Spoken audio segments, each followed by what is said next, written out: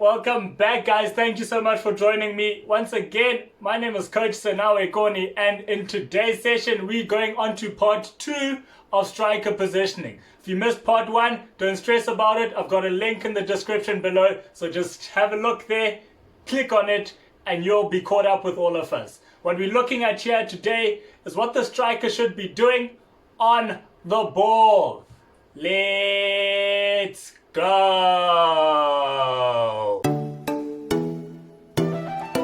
You know, for me, it's all about performance. Getting to the topic at hand. Focusing on strikers on the ball, we're going to look at your passing options and, more importantly, your basic pass options. Now, this is an example using your striking partner. Like I said in the previous video, it's not ideal for you to both be playing in the same line, so one should always be looking to be more the target man and the other one more the creator. This allows a little more trickery when it's needed to get around defenses. So your very basic pass options, no matter where this creating passer moves and no matter which one, even when you're switching in between yourselves, that is the pass that we are looking for majority of the time when you are playing with a strike partner. We need to see that combination and we need to see that link up play. We need to just see how well you guys gel, and a very basic indication of that is the amount of times you guys can connect and find each other. Another basic pass option that you have is if you are playing as a lone striker, you will have the use of your wingers. Now, these are guys that you're going to try find either behind you or if they are making a run. But what's important is, one, how you receive this ball. Do you receive it and you've got space to turn? If you do, then you should be looking to play the pass forward with this winger with this smart intuition to make the run. Or you should be looking, if you receive this ball under pressure, you should be looking to make a small pass backwards and sideways to the winger waiting in space. Now, the reason this winger is here, because if he is also smart enough about his positioning, it is a lot easier to switch the ball from left to right when he is in a closer range to you. Otherwise, if you're looking here, and over there, which is very unlikely, it's not impossible, but it's just a lot simpler for the team to hold possession of the ball if when the ball is all the way on the far side of the pitch, he comes in closer to receive. And then the last basic passing option that I've got here is that pass back towards the midfield. Now, this is set up for a 4-3-3, but if you are looking to set up in any type of formation as a striker, I don't think you should be scared to be passing back towards your midfield. Remember, what a team needs to win the game is possession of the ball. So we'd much rather you keep it and play it back to your support instead of just turning to shoot at every single chance and opportunity where you know that you're missing the target half of the time. So much rather stay safe, look out for your supporting players. In fact, they will have the opportunity to get you in behind defenders and to get you up further up the field so that finishing is easier for you. And now we look at the creative passes for the striker. The first one I'm going to talk about here is with your striking partner, and that is a 1-2 pass. Now, that's just a quick pass to the striker, move up top behind the defenders, and then have that quality finish. What this needs is very quick movement.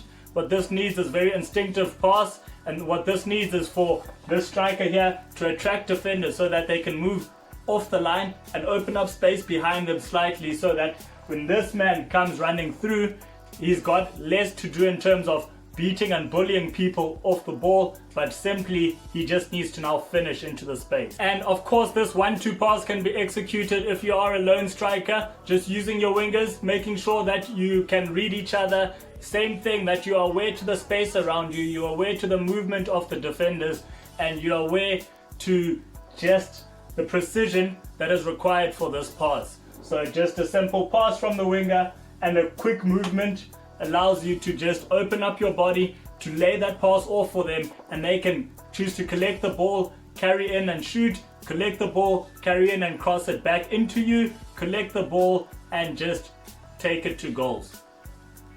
And now another creative pass for the striker is that held up pass. So what that requires is for you to receive the ball absorb pressure coming in from defenders. Literally making sure that you are holding them up because they're coming to you to make sure that they can get that ball as quick as possible. So what you need to do is absorb pressure long enough so that your supporting player can make the run to collect and drive into open space. And because you have absorbed that pressure, life is so much easier for him. And that's such a quality assist. And of course, the lone striker, they should definitely have that quality ability to hold up play and absorb that pressure. And for them, they're just looking for the support of the winger to do the exact same as the supporting striker would, or even the pass back to a midfielder who's coming onto a ball just to have a deadly, positive, accurate strike on goal. And the third creative pass, we simply cannot neglect the times when a striker has been forced outside of the edge of the box and they are in the wide area. So what can you do from here? Deliver a cross on the floor, in the air. What you're looking for is a man, whether that is your supporting striker, whether that is a winger coming from the other side, or a midfielder coming from deep.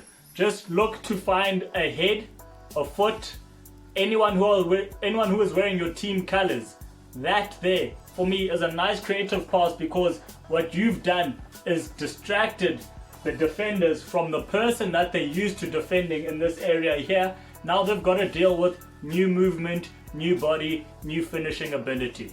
Of course, like any footballer, the moment you get the ball, you've got the option to either dribble, pass, or shoot. So what's important is your decision-making process. What you need to look at is your skills and your qualities, the moment and the pressures, and you also need to see what is the best option for the team. No matter what happens though, when you get into finishing position, you're going to need that calm and that composure. You're going to need to adapt and react very quickly, and you're going to need to make a decision whether do I shoot now or do I shoot later. So what's important for that is, if you're dribbling, what is your purpose for dribbling? Are you dribbling to open up space for someone else?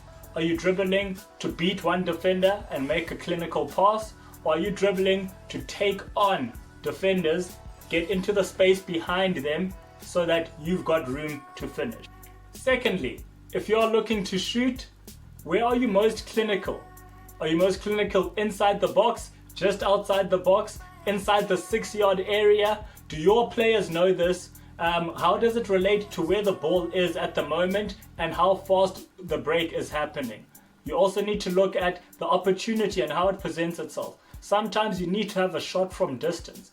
What you need to practice though is the accuracy. Make sure that you're accurate from all distances on the field. Make sure you're accurate from all angles that are on the field. So you as a striker that gets onto the ball, you need to be aware, you need to be present in the moment, and you need to be clinical above everything else.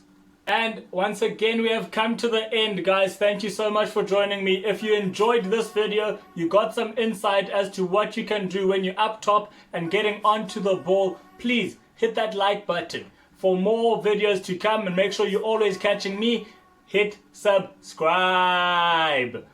Like I've said, we've come to the end of part 2. If you're looking for part 1, it's in the descriptions below. For part 3, we're going to have a look at what to do as a striker off the ball. So stay tuned, catch me next time, and out.